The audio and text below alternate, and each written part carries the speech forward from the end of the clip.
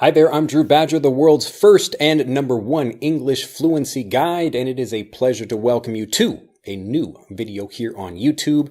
And in this video, this is something that I really get asked about a lot, and this is, I don't have anyone to practice speaking with. So how can I find people to practice speaking with, especially native English speakers? All right, now if you look at most of my videos and you scroll down in the comments, there are people asking each other, hey, we should make a Skype group, or meet me in WhatsApp, or get on Facebook and let's do this. Like, do not do any of that stuff. I'm going to tell you right now, it might be helpful, but there are much better ways of practice, and that's what I'd like to talk about in this video.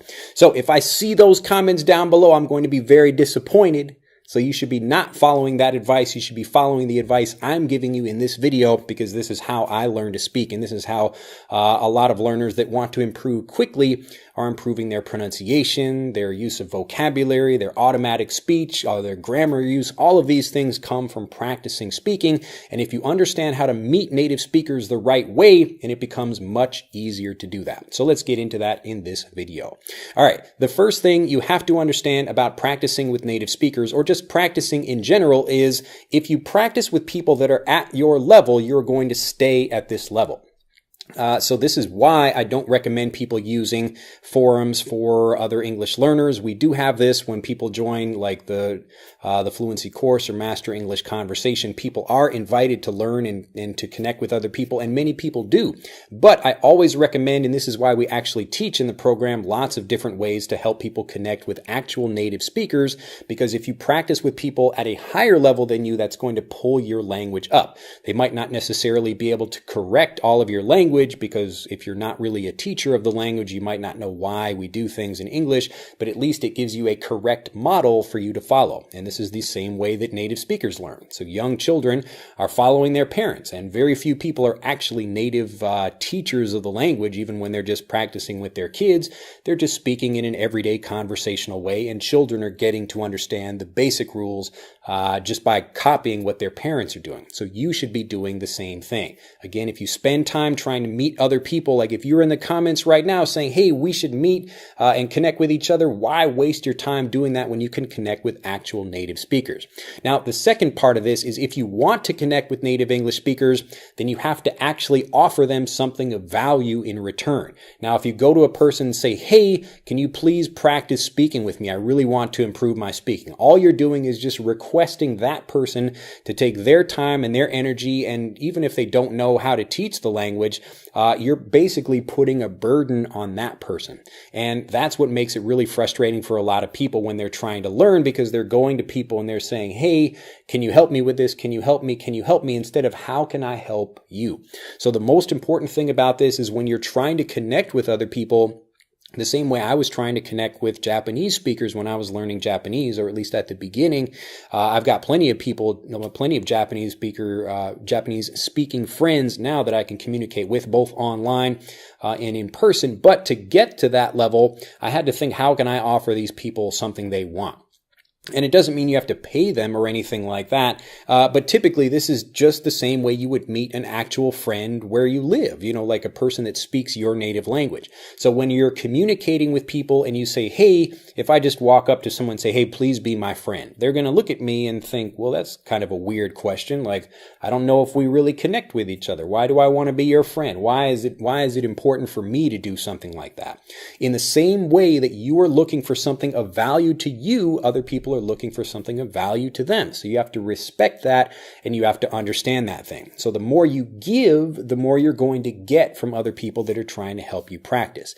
Now, the next thing you have to do is stop wasting time in comments like these, like videos just like this. You scroll down below this video, people looking for people to comment or people to practice with, and I'm sure you will absolutely see comments like that below the video. It might even be from people that have not watched the video and learned an even better way to do it right in this video, unfortunately, but that's how life is. You can lead a horse to water, but you can't make him drink. This is a great English expression or a proverb. You probably have something similar in your own language.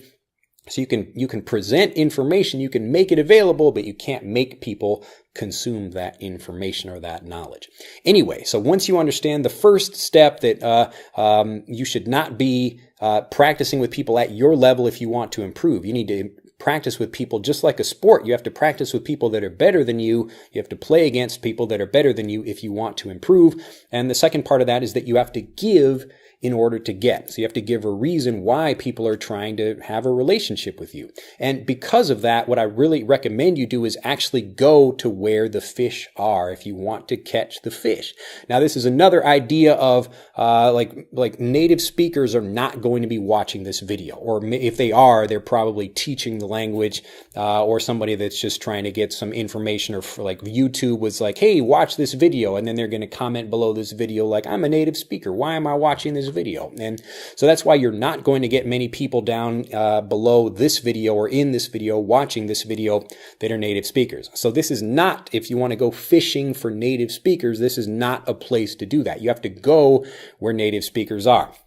Now, if you live in an English-speaking country like the United States, the United Kingdom, Canada, Australia, wherever, or even just an area where you live that has a lot of native speakers, that's great. Then you can just start connecting with people personally, but when you walk up to them, just treat them like a regular person. You don't have to begin by saying, help me improve my English. Just start speaking with them. And even if you make a mistake, it's okay. Native speakers will probably be happy to connect with you. But again, you have to do it where you're just trying to meet the person the same way you would meet someone that speaks your native language. You don't walk up to them and just say, hey, help me with my whatever. You try to offer them something. It's like, hey, like those are some nice shoes you have there. Or, you know, you're maybe giving them a compliment or connecting with them in some way. Like, I see we both like the same sports team or whatever. You're making a connection with that person, and that's where the communication develops. But in the case of, you know, maybe somebody that's online, you don't live in a place where they're native English speakers, so you have to connect with people online.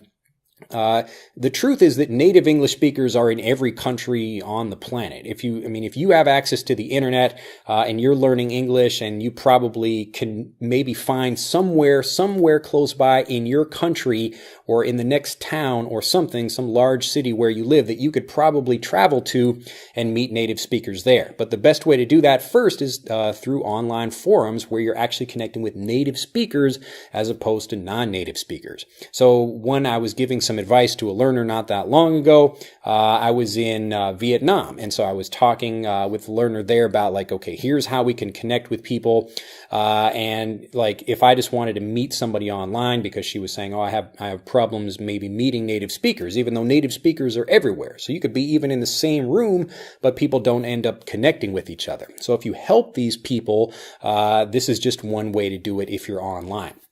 So let's say I live in Japan. So I do live in Japan. I can do this exact same thing.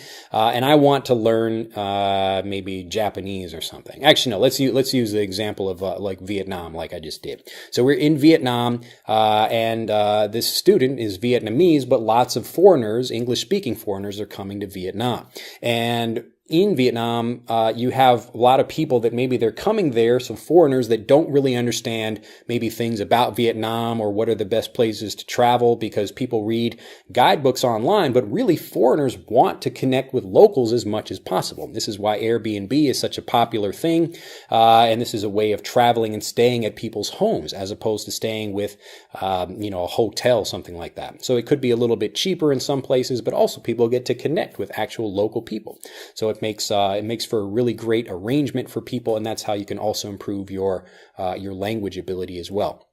But in these situations, you have a lot of foreigners that come there, and there are forums for foreigners either visiting or living in your country. So in the case of Vietnam, we would just look up foreigners. We go to Google or whatever search engine you want to use, and you type in foreigner or like forum for visitors or foreigners living in whatever country you're in.